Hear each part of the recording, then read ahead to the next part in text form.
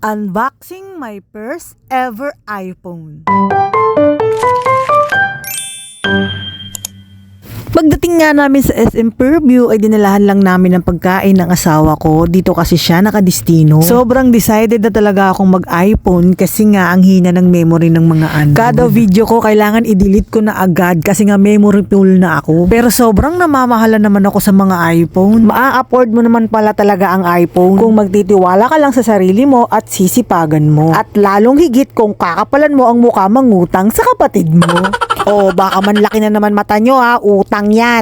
Hulugan gamit ang credit card ng kapatid ko. Pero syempre kailangan may iyayabang tayo kaya kahit ipangutang natin, go yan basta may raos lang yung kayabangan. Charot! Syempre matagal ko tong pinag-isipan. At dahil kailangan ko na rin naman siya sa pagbablog ko kaya talagang ginaw at pinush ko na. Ito namang pamangkin ko ay binilahan din ng cellphone ng mama niya kaya ayun, ang dami naming utang pag-uwi galing SM Fairview. At dahil kasama nga rin itong si Ari, ang 3 taon kong pamangkin, kailangan may ibili ka din dyan. Sa bilihan ng cellphone, nagpapabili ng cellphone, sabi ko hindi pa natin afford yan kaya laruan na lang. Napangitan ka dun sa mahal. Dito tayo tingin sa... Ay! Tuy! Wag yan, Ri. Pangit yan.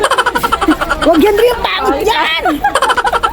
Diyos ko, pag nagtuturungan ng magandang laruan yung pamangking ko, sinasabi namin ang pangit nun. Libo-libo ba naman ang tinuturo? Itong tag-100, ayaw niya. Mabuti nga at kahit papano ay may nagustuhan siya doon sa tag-100. At least hindi siya uuwing luhaan. At dahil nga ginabi na kami ay dito na kami naghapunan sa may Popeyes sa SM Fairview rin. Sabi ko nga since nandito na tayo sa SM Fairview, ang kainan natin ay yung mga kainan na wala sa SM Tungko. Hindi naman kamahalan dito sa Popeyes pero ang sarap ng french fries nila. Bonus na lang talaga yung napakagandang ambience nila. Tinikman nga rin namin itong ice cream Singapore sa tapat ng Popeyes. Diyos ko, 100 pesos isang scoop lang. Pero grabe naman yung lasa, kakaiba. Sobrang sarap talaga. Hindi ka rin magsisisi na bumili ka. Ayun lang mga Jai. Bye-bye. Please like, share, and follow.